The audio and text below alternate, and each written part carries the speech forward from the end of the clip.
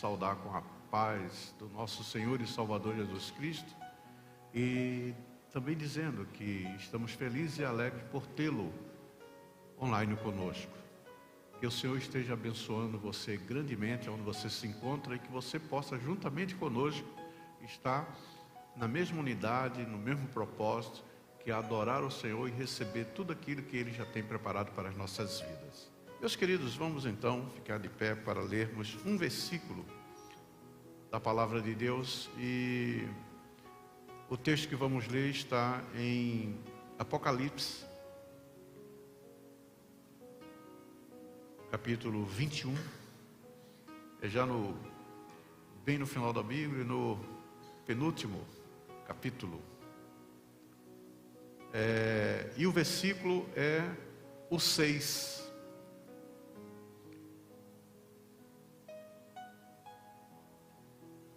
Vamos ler o 5.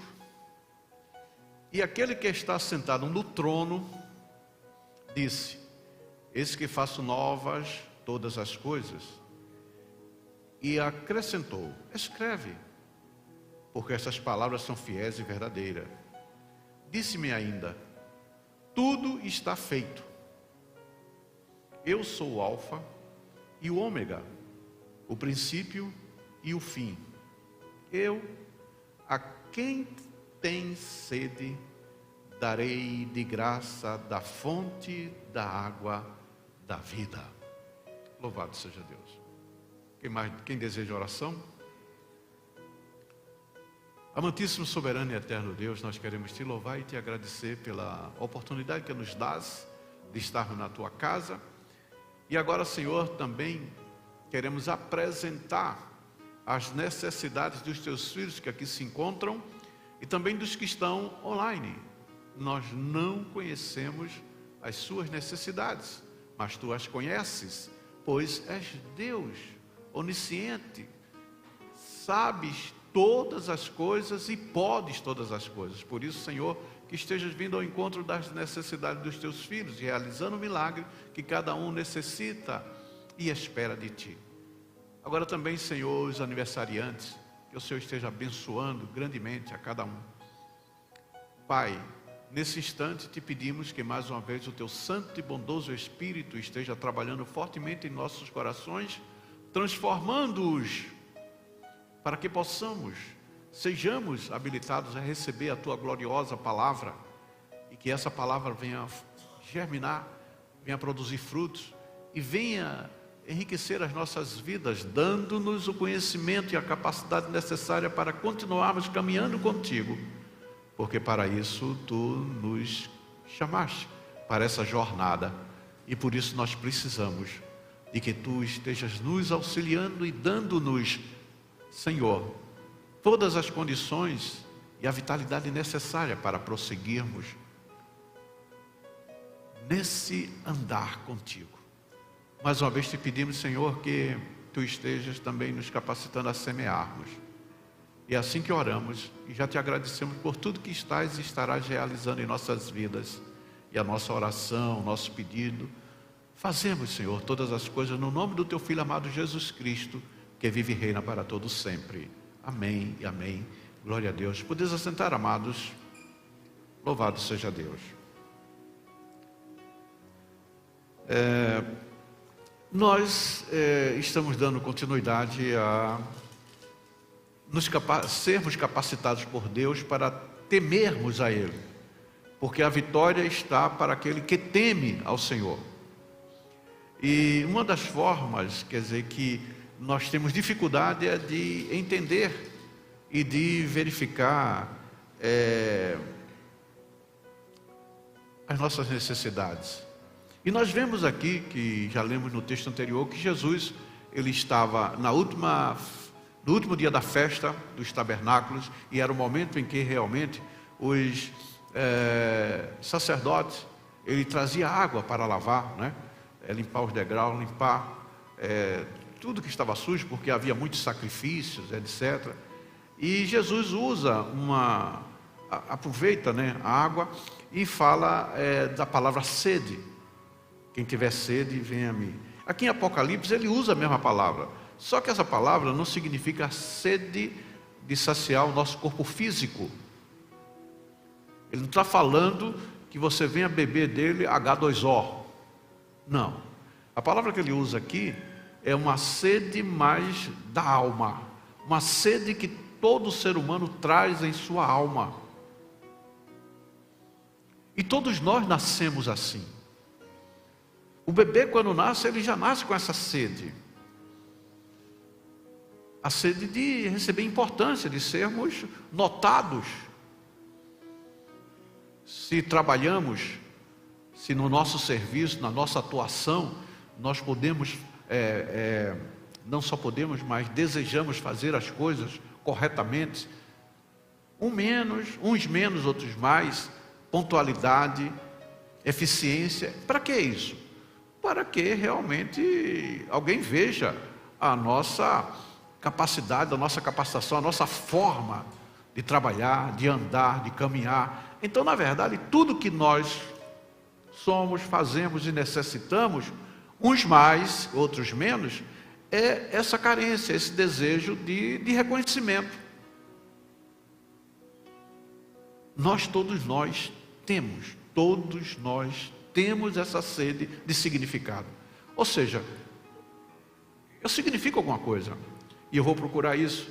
Se você vai para a escola, quer ser um bom aluno, quer tirar notas boas, enfim, todo o nosso viver diário, o nosso caminhar, sempre há esse desejo que nós temos, está em nós. E como eu disse, uns menos e outros mais. E Jesus faz esse convite exatamente aqui, para aquele que está sedento, tem essa sede. Vou repetir, ele não está falando da água, ele está usando a metáfora da água que está sendo derramada, despejada para limpar, né, o pátio, para lavar os degraus lá do templo. Mas ele diz, olha, mas eu tenho uma água diferente. Eu tenho uma água que vai lavar, limpar a sua sede.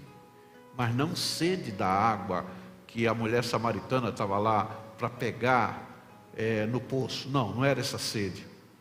E aí deve ter dado alguma coisa na cabeça das pessoas, porque como é que alguém pode beber um homem? Porque ele fala isso, vem a mim e beba. Como é que pode você beber uma pessoa? É exatamente isso que Jesus está falando. E nós verificamos que ele está, antes da sua crucificação, antes de passar, doar a sua vida para nós, ele faz esse convite. E ele promete que tem água. Mas eu quis ler esse texto em Apocalipse, porque aqui ele não está mais nas ruas de Jerusalém. Ele não está mais no templo em Jerusalém. Mas a Bíblia diz que ele está sentado no trono. Ele já está aqui entronizado.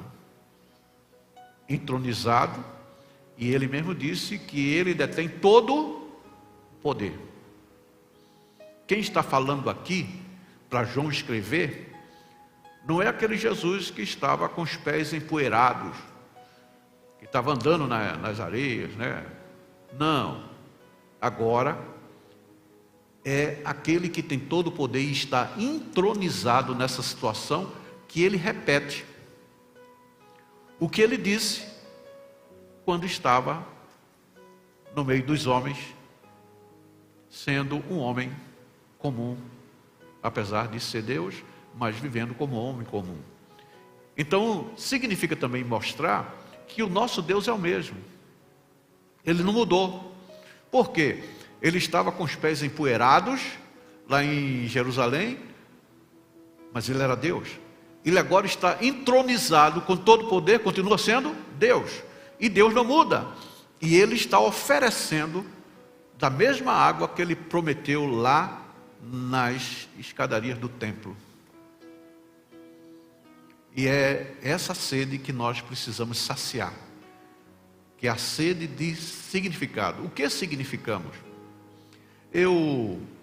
A semana passada, veja como é uma coisa que Deus faz, né? Só Deus, eu esqueço muitas coisas, você sabe.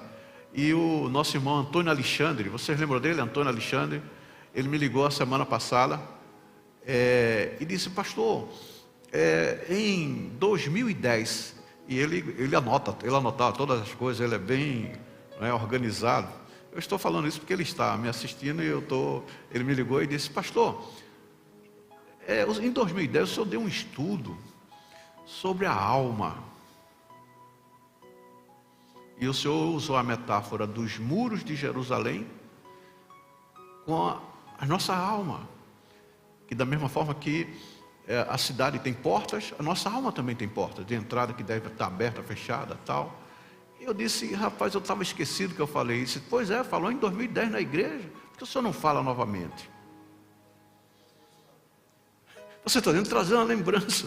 E eu disse: tudo bem, eu vou até procurar onde estão os esboços aí para a gente começar a falar sobre isso. E está pertinente. Engraçado é que está pertinente ao assunto aqui, porque para nós sermos tementes é algo que a nossa alma precisa estar limpa.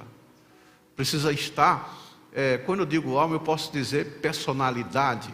Deus não muda a nossa personalidade. Deus não nos despersonifica.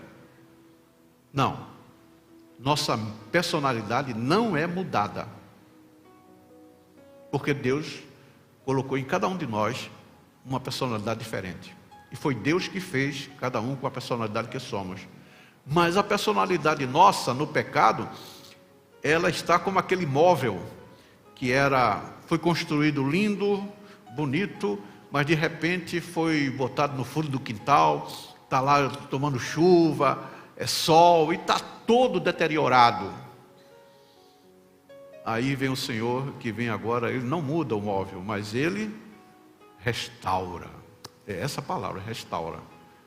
E é isso que Jesus está convidando, porque a vida de Deus, de Jesus em nós, restaura a nossa personalidade, que aí nós podemos chamar da alma. Personalidade, não é, no meio científico, enfim, mas eu estou falando aqui que é isso que Jesus na verdade está dizendo. Que a vida dele vai exatamente nos restaurar, vai matar a sede que nós temos. E Jesus aqui fala que ele é o alfa, o ômega, o princípio e o fim. E ele disse, e aquele que tem sede, ele continua dizendo: eu darei. Eu darei. Eu darei. De graça. Eu darei de graça da fonte da água da vida. A água restaura, a água limpa. Agora, nós paramos terça-feira passada, quando eu falei que esse Jesus que foi crucificado, ele também teve sede. E ele usa essa mesma palavra, Oíris, quando ele, a penúltima oração que ele, quer dizer, diálogo que ele dá na cruz do Calvário, o que é que ele fala? Tenho sede. O dono da água da vida, a fonte da água da vida, agora tem sede. A sua alma tem sede. Mas por que acontece isso? Porque aquele que diz, vem a mim e beba, aquele que é a fonte da água, ele diz, tenho sede. É porque nesse instante, ali não estava o Deus, ele tinha que sair daquele corpo, porque senão não podia morrer, né? Que Deus não morre. Antes disso, Jesus diz, ó, Deus meu, por que me desamparaste? Porque naquele momento que Jesus assume todo o pecado, meu e seu, da humanidade, Deus não podia mais estar nele.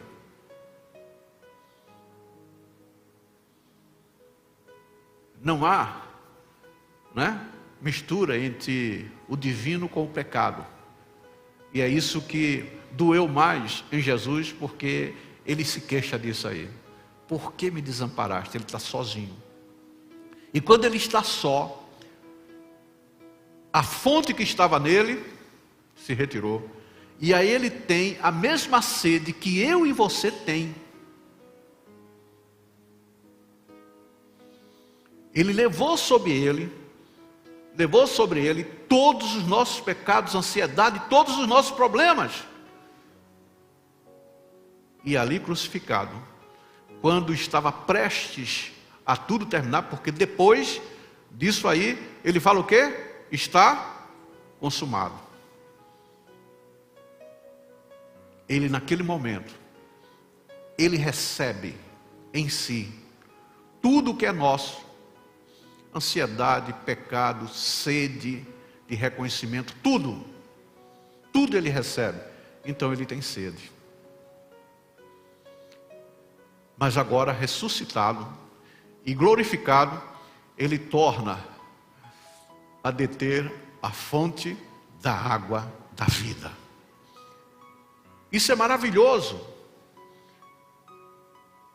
O dono da água, o dono da fonte ter sede. Mas por que ele teve sede? Porque ele não era para Jesus ter sede.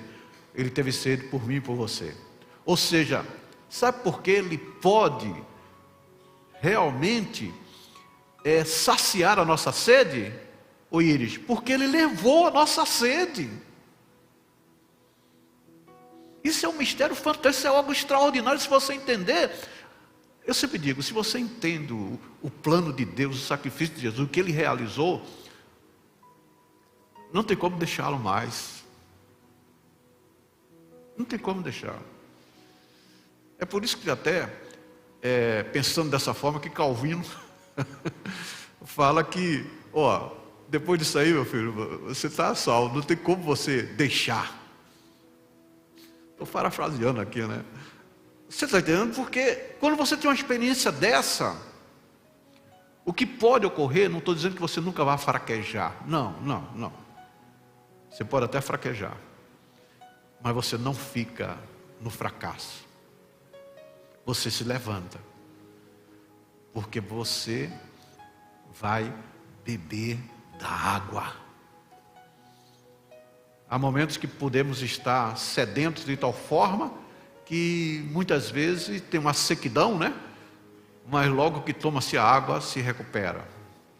Podemos passar em alguns desertos da nossa vida, que podemos de repente ter essa sede, mesmo que o dono da fonte esteja em nós. Pode haver essa sensação de sede, mas logo ela é saciada, porque existe uma fonte em nós que realmente produz água.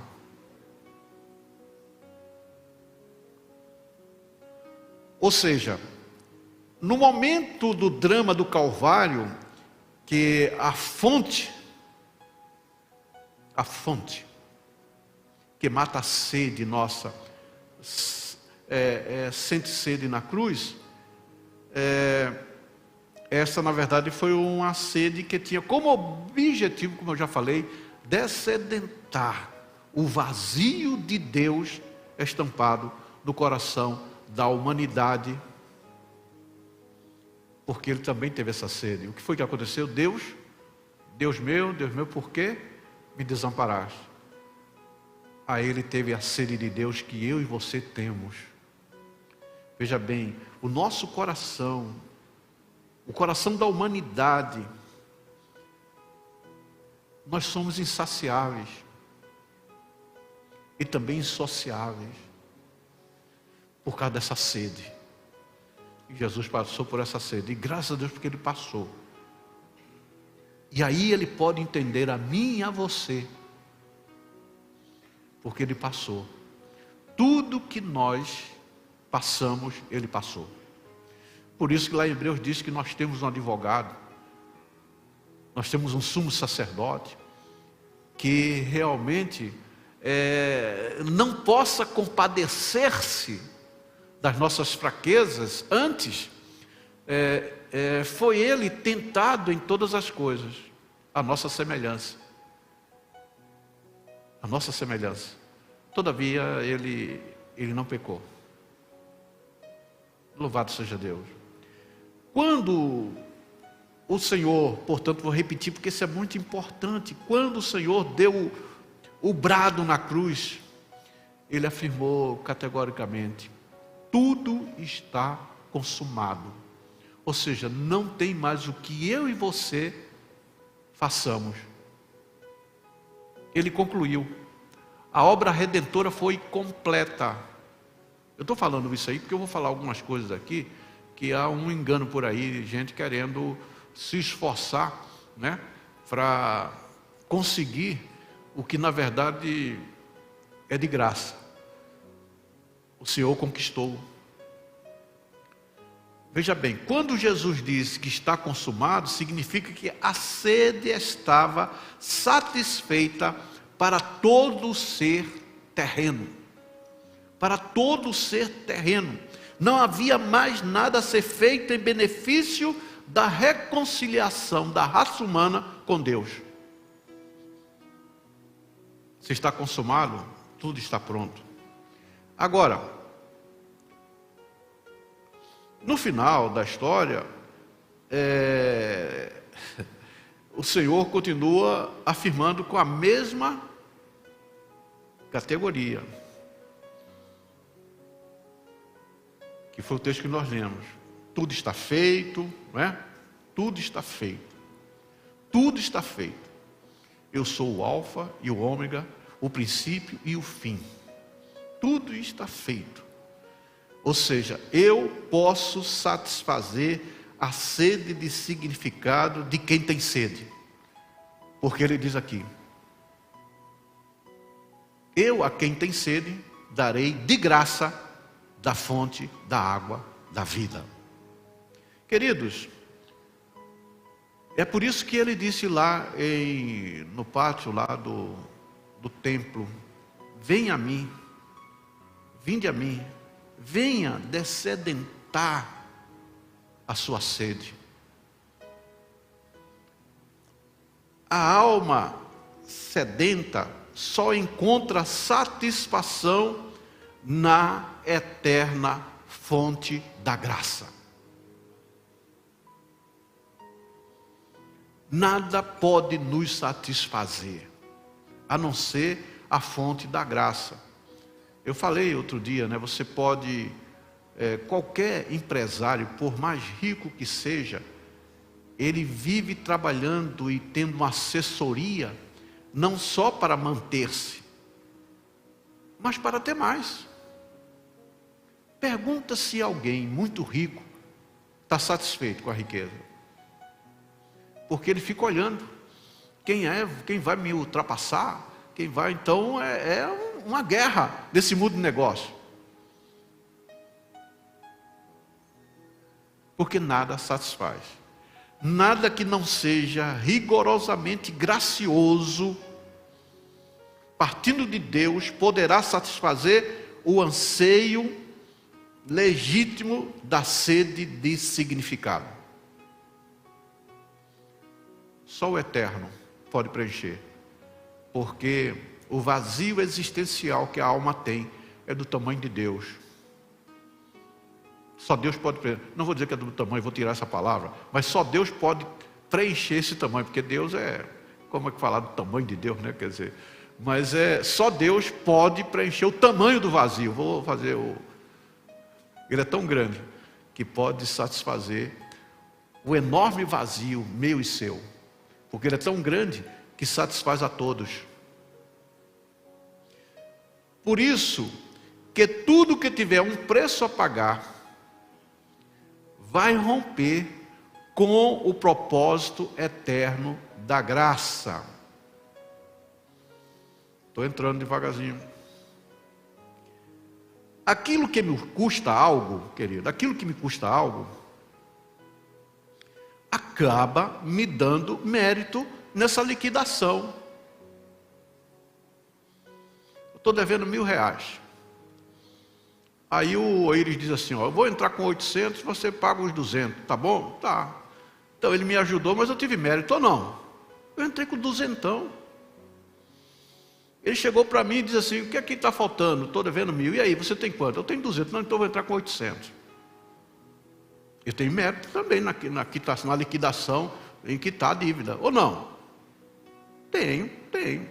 Então, tudo aquilo que tiver um preço a pagar, vai, na verdade, romper com o propósito eterno da graça. Por quê? Vou repetir. Aquilo que custa algo a mim, aquilo que eu pago, me dá, de certa forma, um mérito da quitação da dívida, da liquidação. Se eu tiver que amortizar um pouco, por menor que seja, terei merecimento no processo da cobertura da conta, ainda que minha participação seja insignificante. Ou seja, estou no vermelho, estou negativo aí, meu cheque especial está lá. E aí, olha, meu limite é 5.000, mas eu só tenho 1.000 na conta, então estou negativo 4. Aí o outro entra com 4. Eu tive mérito, não tem como. Nesse caso, mesmo que seja pequena a minha participação, nesse caso estarei, se eu tiver que pagar alguma coisa, mesmo que seja insignificante, pequeno, eu estarei negando a plenitude da graça, porque Jesus fala aí que ele dá do quê? De graça.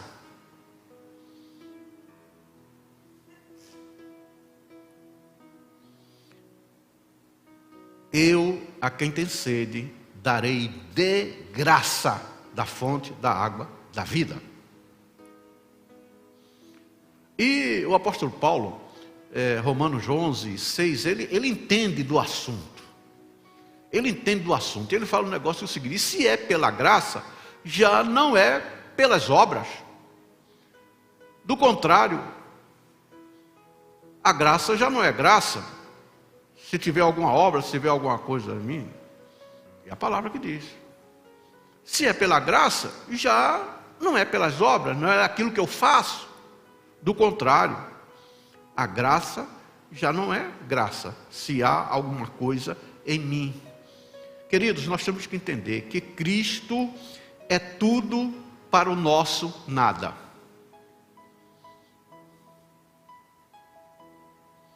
O problema é que a sede de significado é tão grande que muitas vezes nós achamos que existe mérito.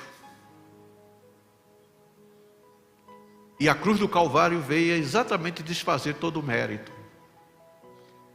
Então, para nós termos a plenitude de Deus, o copo tem que estar vazio. E se tiver alguma coisa, Deus não coloca, porque não tem mistura. A água viva não se mistura com essa. Então, para que haja água viva, tem que jogar, esvaziar, não ter nada, aí vem a água da vida, a graça da água da vida. Ou seja, Cristo é tudo para o nosso nada. Cristo também é a plenitude para o nosso vazio. Quando eu me esvazio, aí Deus é a plenitude, Jesus Cristo, que é o Deus Todo-Poderoso. Jesus Cristo é a plenitude para o vazio nosso. Ele é pleno. Cristo, amados, é a suficiência da nossa deficiência. Agora, o problema todo está em nós reconhecermos dessa necessidade, que precisamos dessa suficiência e que somos totalmente deficientes.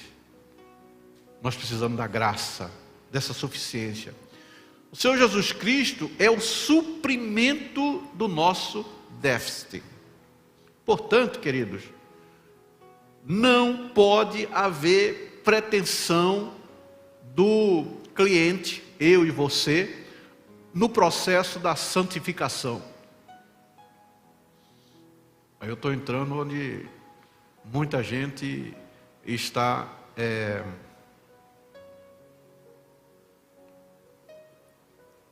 confundindo santificação e salvação. São duas coisas, uma completa a outra, mas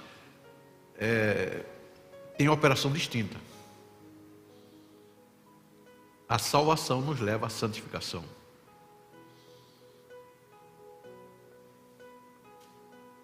Agora, veja bem, se tudo é pela graça, então as nossas ações não são, aliás, nossas ações, elas realmente também são financiadas pela plenitude desta mesma graça. Por isso que a santificação não sou eu que faço, é Deus quem faz.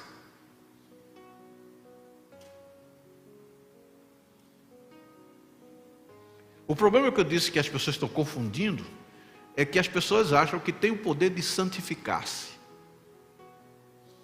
O que eu tenho que receber e também viver é a santificação, aceitar a santificação que Ele produz em mim. Porque a santificação não tem origem em mim mesmo, mas no Deus que é santo. Como um ser que não é santo, como é o meu caso, pode ter uma origem de santificação? Só quem é santo pode me santificar. Agora eu tenho que aceitar esse processo. Quem nos santifica é o Senhor, mas eu tenho que dizer, eu quero, Senhor, me santifica. O salmista ele fala algo interessante, semelhante a isso. Sonda-me, ó Deus. E conhece o meu coração. E vê se há em mim algum caminho mau. Isso é desejo de santificar-se. Quem é que verifica se é o caminho ou íris? Deus. É o Deus que vai mostrar a ele o que não está agradando. E a santificação é exatamente isso. O que significa santificação? É eu remover da minha vida tudo aquilo que eu tomo conhecimento que desagrada a Deus. É claro que eu tenho que ter uma ação, mas a origem, eu estou falando da origem. Vocês estão entendendo? É Deus que vai mostrar aonde eu preciso me santificar. E eu tenho que aceitar e dizer, amém, Senhor, faça a tua vontade. E a questão da santificação é interessante, Jânio, que aos nossos olhos, quando eu olho para você, eu digo, o Jairo tem, o Jânio tem que se santificar nisso aí, nisso aqui, aos meus olhos. E eu aprendi, eu pensava assim também, que eu tinha capacidade de ver o pastor Claudemiro. Eu dizia, não, fulano precisa se consertar nessa ação. E sabe onde eu aprendi? Isso faz um tempo, bastante tempo, eu não sei qual foi a cidade, se foi de Tangará, não sei.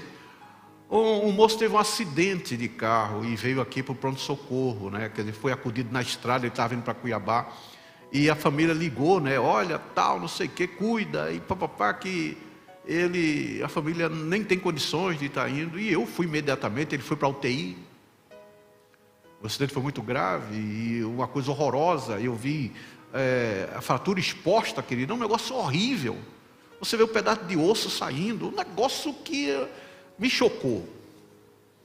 Ele estava com várias fraturas expostas e tal. E eu fui na segunda-feira, fui lá orar por ele. Fui na terça e ele continuava lá, né? As fraturas expostas, aquele osso de fora.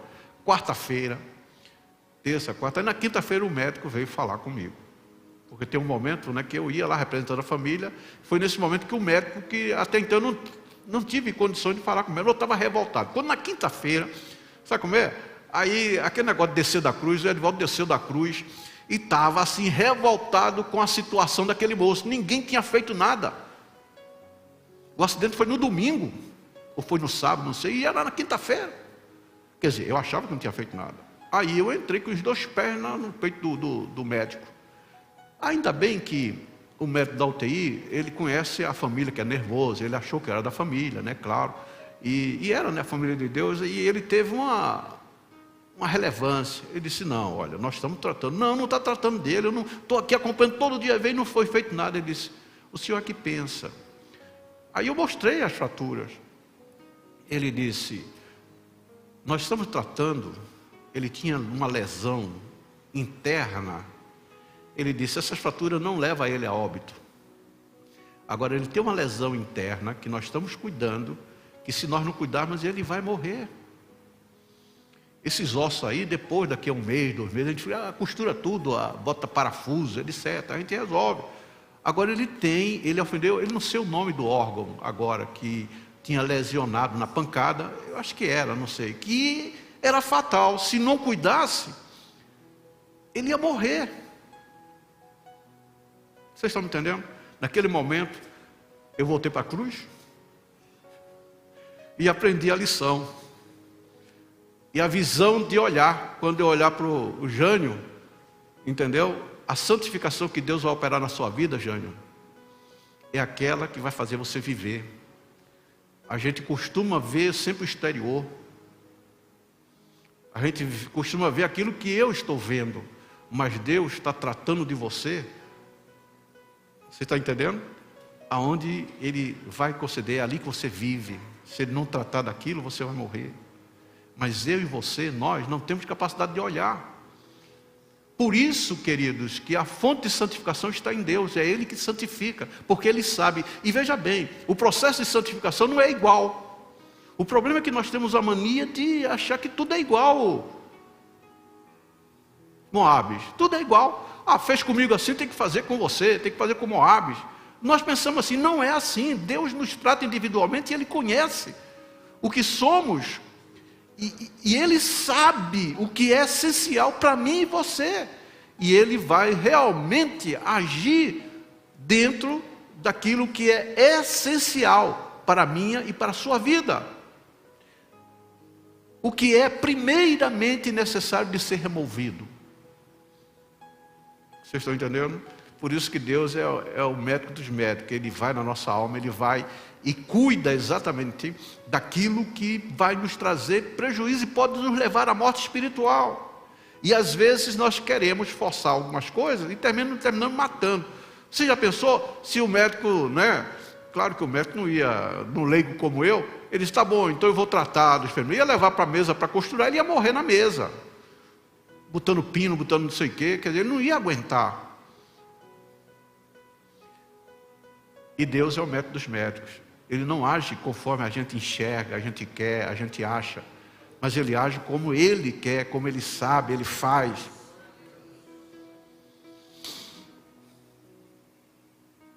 E a promessa de Jesus é, quem beber da água que eu lhe der, nunca mais terá sede.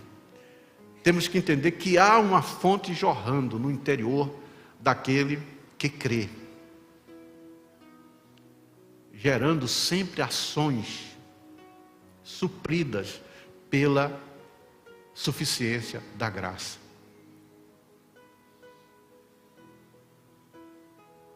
Uma lição que Deus preparou para que eu tivesse à frente da Adna, pastor Claudemiro, foi entender as lições do professor João Pereira de Andrade Silva, que ele disse, Deus nos trata individualmente. Nós não somos uma fábrica. Entendeu? De bolacha, de brinquedo, tudo sai igual. Não. E essa é a grandeza do nosso Deus, de nos tratar individualmente. E Ele disse, dê tempo ao tratamento de Deus nas pessoas. Eu aprendi essa lição. E às vezes é por isso que até, muitas vezes as pessoas não compreendem a Adna. Porque esse ensinamento ficou guardado. Dê tempo para Deus trabalhar nas pessoas. Porque Ele é o dono, Ele é o Senhor, Ele é que vê todas as coisas. Você simplesmente ora. E isso aí foi confirmado também pelo pastor Eduardo, nos 5 anos que teve aqui. Ele sempre dizia, e tem gente aqui que alcançou, o Mário foi um dos que alcançaram, Epitácio, muitos aí alcançaram a estadia do pastor João Pereira, aqui, aliás, pastor Eduardo, quando ele disse, olha, aquilo no final do dia, aquilo que eu não consegui realizar, eu dizia, Senhor, é para o Senhor, amanhã tem outros problemas, eu vou cuidar dos que vem amanhã, esses aí, vou dormir tranquilo, porque eu não sou dono de ninguém, eu não sou dono da igreja, então é com o Senhor. o Senhor passa a resolver. Quem lembra disso aqui? Acho que o Gerson também lembra, Gerson. Você era do som aqui, né, Gerson? Você era do som aqui com o pastor Eduardo. Inclusive, infelizmente, nós tivemos um problema e naquela época não era a tecnologia que temos, nós perdemos, não fizemos backup e o nosso HD deu um problema e perdemos essas mensagens extraordinárias. Ora, se Cristo vive em mim, já não sou eu quem vive. Logo a vida que eu vivo na carne, eu vivo pela graça do Senhor Jesus Cristo, que opera tanto o querer dele, como o efetuar. Não há preço a pagar diante do preço pago pelo Senhor Jesus Cristo.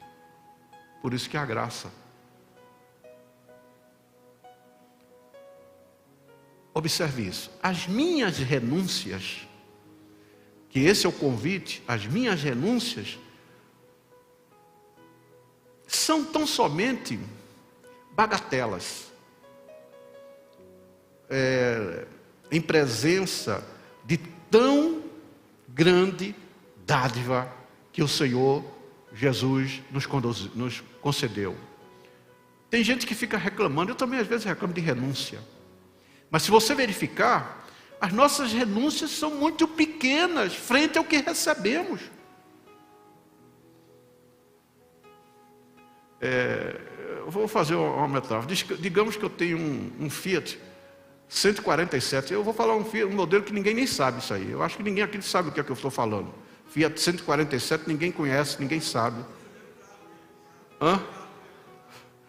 Entendeu? Um Fiat 147 que não tem mais peça, não tem mais nada, ele está lá, não consigo nem fazer ele movimentar, porque não tem mais nada, né?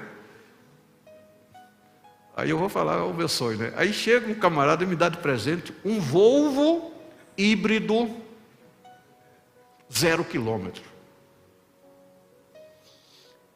Só que ele diz o seguinte: eu vou te dar esse Volvo híbrido 0 e você joga esse negócio fora. Aquele Fiat 147 que não tem funcionando, tem alguma perda? Você perdeu alguma coisa com um Volvo? O cara te botando um Volvo. Estou fazendo propaganda do Volvo, hein? Um Volvo híbrido. Você vai ficar com pena de jogar fora o Fiat 147 que nem anda mais? Assim são as nossas renúncias. Quando o Senhor manda nós renunciarmos, é porque nós recebemos dele algo tão grandioso que as nossas renúncias são bagatelas. Não vale nada. E se meditarmos no que ele fez, queridos, a renúncia é imperceptível. Eu já contei isso para vocês, eu sempre lembro que marcou muito minha vida. Eu era um camarada que chegava em casa, estou falando Eliane, tá? Eu chegava em casa do trabalho, a primeira coisa, eu tinha uma sala na minha casa de som, que eu montei. Eu fui em Manaus, na época, comprar tudo importado, era um som, eu gostava muito de som. Em Manaus, para você ter uma ideia, era tudo em dólar. E eu gastei $30 mil na época, $30 mil de som, era muito dinheiro na época. Eu trouxe de navio, porque não dava trazer de avião. E eu chegava em casa, e eu tinha um violão, que era uma relíquia, que eu comprei lá também. Aonde? Em Manaus, tudo importado. E eu chegava em casa, botava um disco e pegava o violão. Não tinha, era a primeira coisa. Quando Deus me chamou, lá no Rio de Janeiro, em 84, e que disse que o que ele tinha comigo não era música, mas era ministério. E foi um processo tão assim que eu cheguei em casa, voltei naquela alegria tal, e sabe, quando você está cheio do Espírito Santo, aquela mudou, visita, aquela coisa toda. Aí teve um dia que a Eliane chegou e disse: eu contei, vai ver a tua mudança, já faz mais de 6 meses que você não pega no violão. Vocês entenderam? Fazia mais de 6 meses que eu não pegava no violão. E nem ligava o som. Eu não tinha tempo, chegava em casa, ia trocar de roupa, vamos fazer uma visita, vamos orar, não sei o quê, vamos na casa de fulano tal, vamos pegar irmão Pedrinho, vamos pegar não sei o quê. E era aquela, sabe... Luiz Carlos Milhome, na época, era companheiro. Nem era pastor ainda, Luiz Carlos Milhome, era companheiro de oração, Rita Milhome, os Milhome, e a gente pegava, enchia, eu tinha uma Souza Ramos, uma caminhonete F1000 Souza Ramos, cabine dupla, botava cheia de gente, e a gente ia e andava. Eu esquecia das coisas. Então, as renúncias, quando Deus atua, você nem sente. Estou contando um testemunho que aconteceu comigo. Renunciar aos programas de TV por causa daquele que tudo proveu a nós por amor, não é uma tarifa pesada, não é uma tarifa pesada. E também não é um custo elevado para quem foi aceito pela graça. Renunciar às reuniões, o bate-papo, para estar na casa do Senhor, todo aquele que foi realmente alcançado pela graça, ele vai sentir mais prazer de estar na casa do Senhor, louvando ao Senhor, ouvindo a palavra do Senhor, porque há um desejo. Nós não podemos considerar nenhum prejuízo, nem preço alto, quando nós temos que renunciar àquilo que passa, que é vil, por aquilo que é valioso, que é eterno.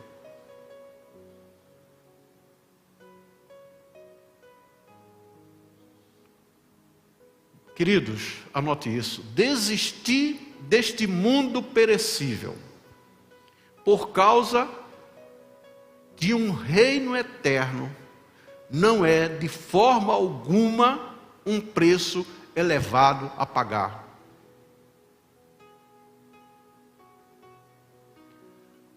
O Senhor Jesus explica isso em Mateus capítulo 13, o versículo 44. Jesus passa isso. Olha, o reino dos céus é semelhante a um tesouro oculto no campo, o qual certo homem, tendo-o achado, escondeu e, transbordando de alegria, vai e vende tudo que tem e compra aquele campo. Vou explicar para você entender. É você, está numa área aí, numa chácara, não sei lá, numa terra, e de repente você caminha por ela e encontra, você mexe aqui no chão, ouro.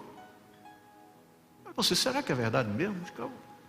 Quanto mais caro tem ouro, o que você vai fazer? Está vendo esse negócio, eu vou comprar. Cobre para ninguém ir lá camuflar, camufla. E você chega, vende casa, vende carro, vende tudo para comprar aquela terra. Você está tendo algum prejuízo? Que você está vendendo tudo que tem para comprar o quê? Uma mina de ouro que você encontrou. Esse é o reino de Deus. Jesus fala isso. Você encontra o reino de Deus, desiste de tudo, renuncia a tudo, porque você tem algo muito mais valioso, que é o reino de Deus. Ora, se Cristo é o único que satisfaz a sede de significado, o que significa é renunciar a tudo que não satisfaz, se Ele nos satisfaz. Aí eu tenho que, por causa dele, renunciar a tudo.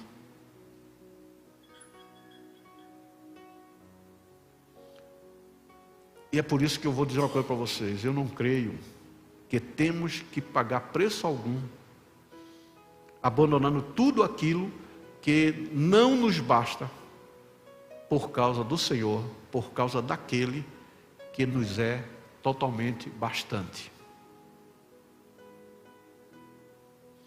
Eu já vi um certo pregador, e já passou por aqui, viu? Já passou por aqui já.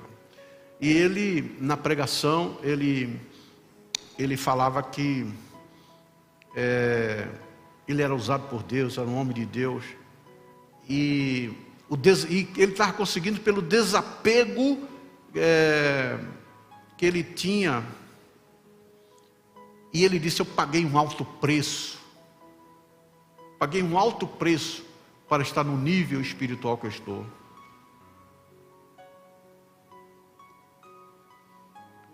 E aí ele dizia que todo o esforço que fizéssemos, toda a renúncia que tomássemos, e toda a disciplina que o homem assume, era o custo da nossa santificação.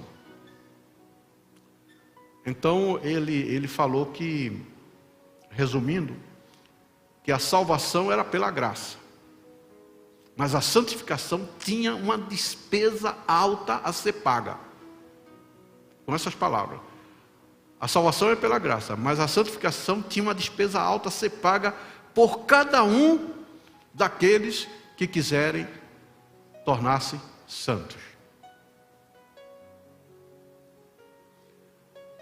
Me perdoe, viu, mas eu não vejo qualquer preço a pagar para aquele que recebeu tudo gratuitamente em Cristo. Mesmo porque Ele nos leva, sendo justificado gratuitamente pela graça, por sua graça, mediante a redenção que é em Cristo Jesus. Olha, Cristo em nós, Ele vai nos levar a nos santificarmos. Eu falei, nós temos tão somente que aceitar, tanto a aceitar a salvação também é mediante uma decisão nossa, aceitação, ou não? Aceita. Como também aceitar a santificação que Deus faz em nós. A única coisa, o preço aqui não tem preço, é aceitar. Tanto a salvação, como a santificação que é o Senhor que faz. Paulo fala isso em 1 Tessalonicenses 5:23. Isso aí, antes disso aí. 1 Timóteo, né? Tessalonicenses. 1 Tessalonicenses 5:23. 23. O mesmo Deus de paz vos santifique em tudo. Quem é que nos santifica? Deus. Nós temos que aceitar a santificação. E a ordem, olha aí, a gente sempre inverte essa ordem. Somente na nossa denominação há uma inversão aqui, e nós não podemos inverter o que a palavra de Deus diz, viu? A ordem, a sequência tem que ser exata. Santifique em tudo. E o vosso espírito, alma e corpo sejam conservados, íntegros e irrepreensíveis na vinda do nosso Senhor Jesus Cristo. Veja bem, a sequência é exata. Eu só posso me santificar se tiver o meu espírito recriado, senão eu não vou ouvir a voz de Deus. A minha alma sendo santificada, automaticamente o meu corpo vai buscar a santificação, porque a minha alma vai ficar incomodada quando não faça a coisa que agrada a Deus.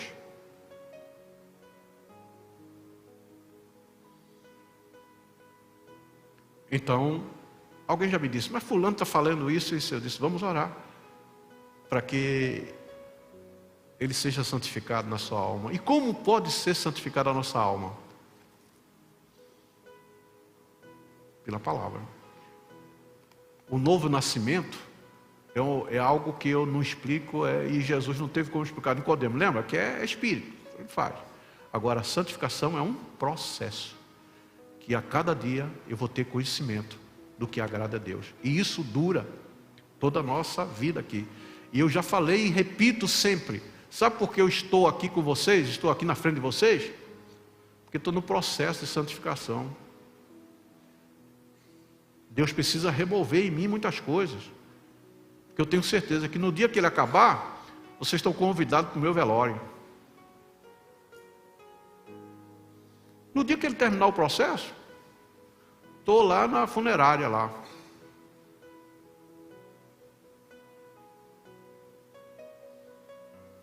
Essa é a verdade.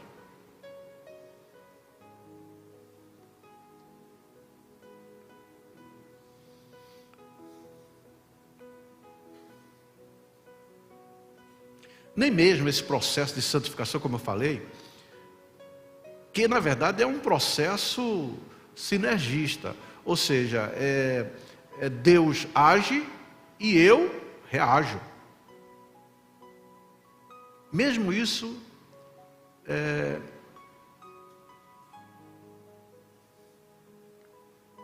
não pode ser considerado como dívida a ser pago.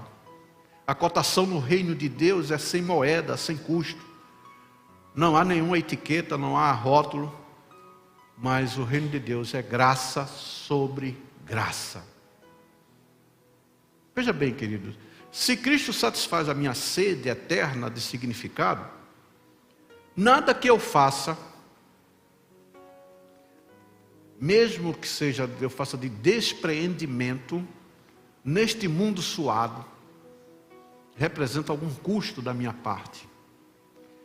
Isso diante do benefício daquilo que Deus agiu em minha vida, daquilo que eu fui alvo pela parte de Deus. Tudo no reino de Deus é rigorosamente pela graça, uma vez que até mesmo as boas obras, elas são preparadas por Deus para que nós andássemos nela, ou andemos nela. A graça de Cristo só não faz tudo por nós. Aliás, ela não só faz tudo por nós, a graça de Cristo, não só faz tudo por nós, como também financia tudo o que fazemos em consequência desta tão grande salvação alcançada na cruz do Calvário. A hora já passou, mas eu quero citar o apóstolo Paulo, 1 Coríntios 15, 10, que ele tem uma noção exata sobre a graça. Mas pela graça de Deus, sou o que sou. E a sua graça que me foi concedida não se tornou vã. Antes, trabalhei muito mais do que todos. Ele está falando dos apóstolos, etc. Todos eles. Todavia, não eu, mas a graça de Deus comigo.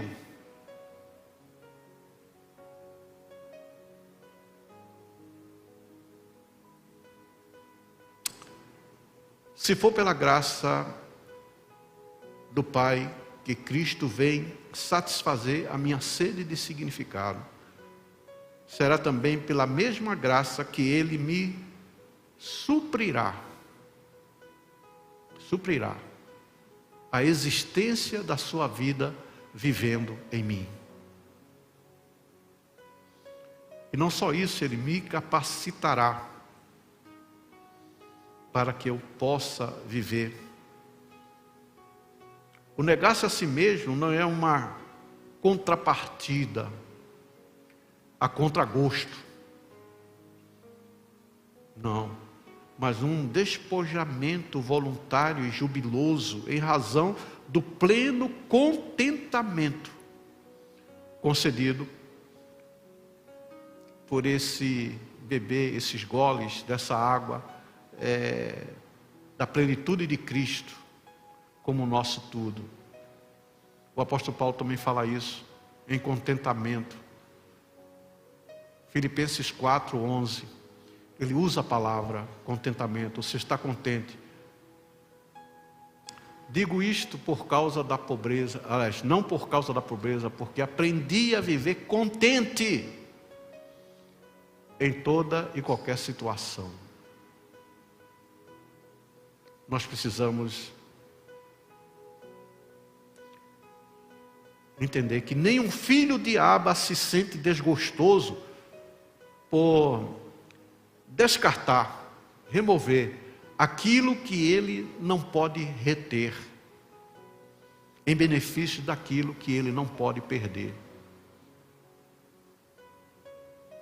que é a salvação. Louvado seja Deus, que é a nossa fonte que satisfaz o insatisfeito.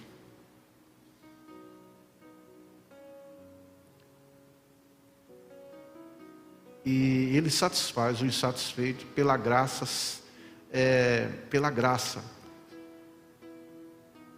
E nós precisamos gozar essa satisfação. Então a renúncia não deve ser com peso, nem revolta. Mas a renúncia você faz de forma tranquila, se você meditar, entender, raciocinar o que verdadeiramente Deus fez por nós. O que Ele fez foi tão grandioso que renunciar a algumas coisas é bagatela frente ao prêmio. Amém? Vamos pedir para o gasofilacho. Vamos ouvir a Sofia, ela vai louvar o Senhor. A nossa irmã Ilma Campos oferece culto e ações de graça pelo aniversário do pastor Jário, que será quinta-feira. Ô Jário, parabéns aí, ó. Quinta-feira, dia 26. E o presbítero Amorim pede oração por toda a sua família. Vamos ficar de pé e falar em alto bom som a palavra de Deus. É a palavra de Deus que não volta vazia. Trazei todos os dízimos à casa do tesouro, para que haja mantimento na minha casa, e depois fazei prova de mim, diz o Senhor dos Exércitos, se eu não vos abrir as janelas do céu, e não derramar sobre vós uma bênção tal, que dela vos advenha a maior abastança. E, por causa de vós, repreenderei o devorador, para que não vos consuma o fruto da terra, e a vide do campo não vos será estéril, diz o Senhor dos Exércitos. O que semeia pouco, pouco também ceifará, e o que semeia em abundância também ceifará. E Deus é poderoso para tornar abundante em vós toda graça, a fim de que, tendo sempre, em tudo, toda suficiência, superabundez em toda boa obra. É a graça do Senhor. Pai, no nome de Jesus, nós estamos apresentando os teus filhos que estarão dizimando, ofertando, vindo até o altar. Senhor, que o Senhor esteja cumprindo essa palavra na vida deles, porque ela não volta vazia, e a tua igreja verbalizou, e ela vai se cumprir na vida de todo aquele que é fiel a ti, não só os que aqui se encontram presencialmente, mas também os que estão online, daqueles que estão utilizando os mecanismos bancários em suas transferências. Senhor, a semeadura deles está sendo colhida por ti, prosperada por ti, e eles terão uma colheita maravilhosa. No nome de Jesus oramos e agradecemos. O epitáfio já chegou aí pertinho, já.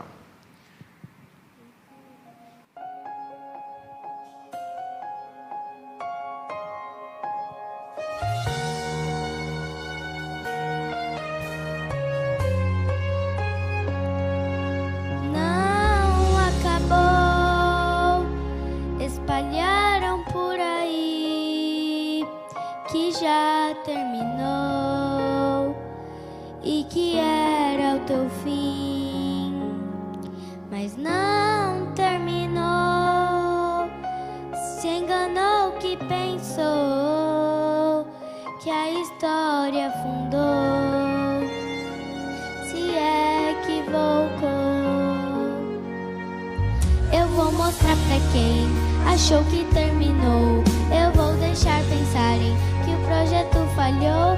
Eu vou chegar depois, só pra impressionar. Eu tô montando um contexto porque eu quero impactar. Eu já lhe aviso logo, não pense que morreu, que a história acabou e que você perdeu.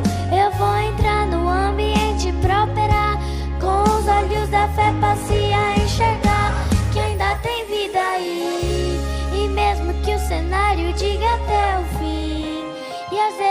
evidências gritam que é pra desistir, mas eu estou dizendo ainda existe vida aí, ainda tem vida aí. E o tempo não limita o que eu vou fazer, eu lhe garanto e afirmo pra você. Ainda tem vida e vai voltar a viver. Existe vida aí.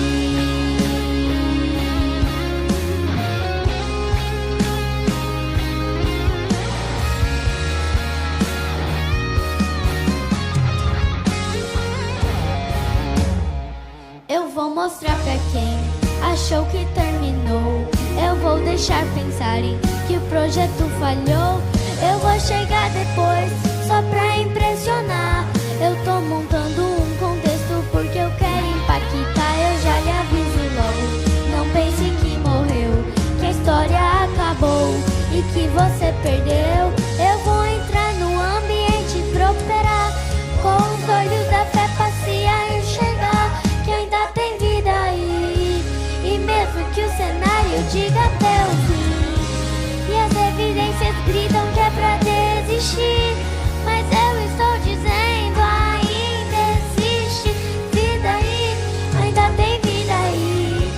Que o tempo não limita o que eu vou fazer, eu lhe garanto e afirmo pra você.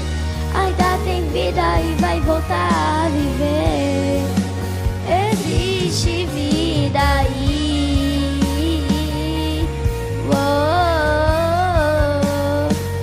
Existe vida aí, existe vida aí. Ainda tem jeito, não acabou. Ainda tem jeito, não terminou. Deixa pensar que vai ficar como está. Eu vou chegar depois, mas vou ressuscitar. E vou mostrar que ainda tem solução. Descansa, calma o teu coração. Eu vou chegar, vou trabalhar, eu vou ressuscitar. Ainda tem vida aí, e mesmo que o cenário diga até o fim, e as evidências gritam que é pra desistir, mas eu estou dizendo ainda existe vida aí, ainda tem vida aí. E o tempo não limita o que eu vou fazer, eu lhe garanto e afirmo pra você. Ainda tem vida e vai voltar a viver. Existe vida aí.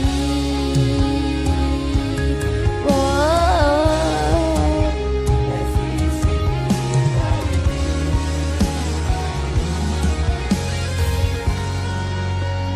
Existe vida aí.